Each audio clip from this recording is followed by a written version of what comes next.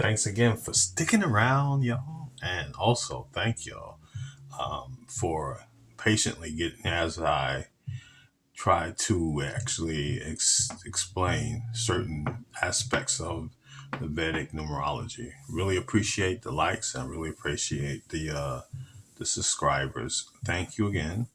Currently, last video I left off with the Mahadasha, and that was the first one currently. And we had using the chart, probably won't be able to see it entirely from the camera angle, but it's Kiki Wyatt, and her birthday is 3/10/82.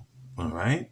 The Mahadasha is the first one we start off with because it's currently running. She's in a 9-year cycle ruled by the planet Mars.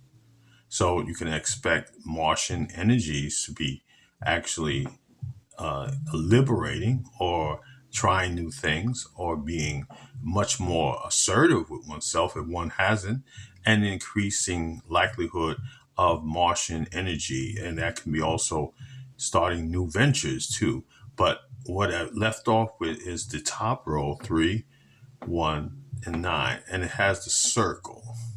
Now, the circle representation of the Mahadasha, and in the current year we're dealing with Kiki is 2024.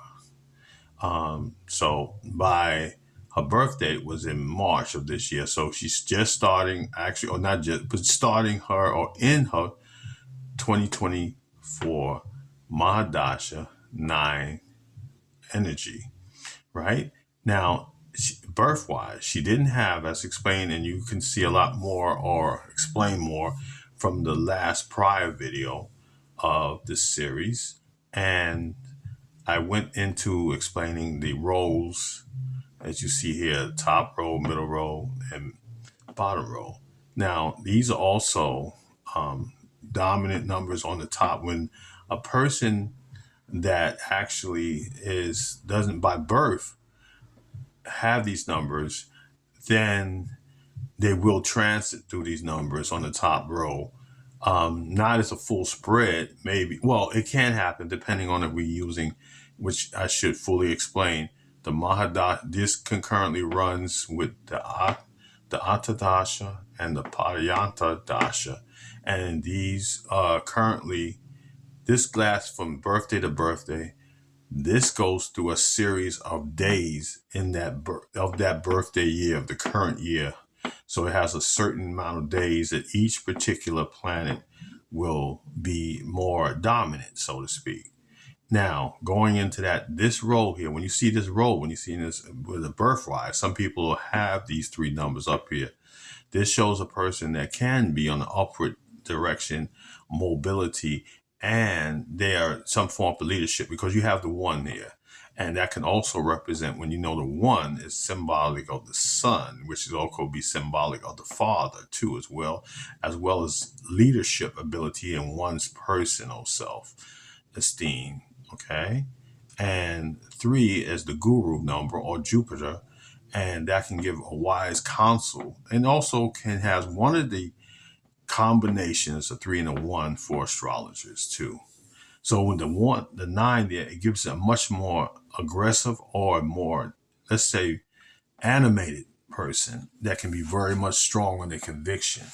But during this particular time, and this 9 has appeared for the 9 years that she have, this is a period where she will be able to take full opportunity of this 3 role through these 9 years. Now, they will be interchanging with that with the Antadasha and the Paryanta Dasha. But this is where I wanted to focus on now. I did also mention, and I wanted to not exclude, that you have double numbers. And this here we show that her Antadasha is in a 2, and she naturally has birthright 1, 2. But now with the Anta, she has a double 2 here. So here's again with the double 2. Now, when this is more in, let's say, in the settings of the philosophy, of Eastern balance and keeping the harmony of things.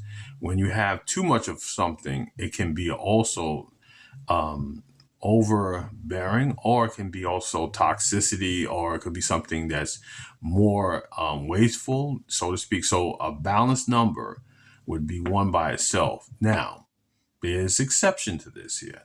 The exception is the 8 and the 4. And this means actually that if you have a double 8, it can increase the ambition and it can create the successfulness in there. Now, with her, she has a double 2. Now, the 2 is the moon, and the moon can represent as well as the family too, but it also can rep relationships, but not in the sense of Venus 6, but the sense of emotionally connecting to relationships. So with a double 2, emotions can be much more possessive. There can be much more of a time where emotional upheavals or emotional challenges may incur. The double 2, and also being that the 2 is also ruled by the moon, which is water. This can be also aggravating or circumstances that prevail, water circumstances. Now, this could be a simple, what I mean by that is like plumbing. That can be something, leakage or something in dealing with water. And that can be another increase of that as well. But it also can increase the psychic ability too, because 2s are known for that psychic ability. So this will be something, in short, when you see them double numbers in your chart or others, or just FYI, keep a note of the number that's doubled up. And it doesn't stop only with double up, it can be triple too. So thank you again. We are getting through the Antardasha. We have one more to go through, the Payanta Dasha, and this will be, concluding for that there. All right. And appreciate, please like and subscribe. Thank you.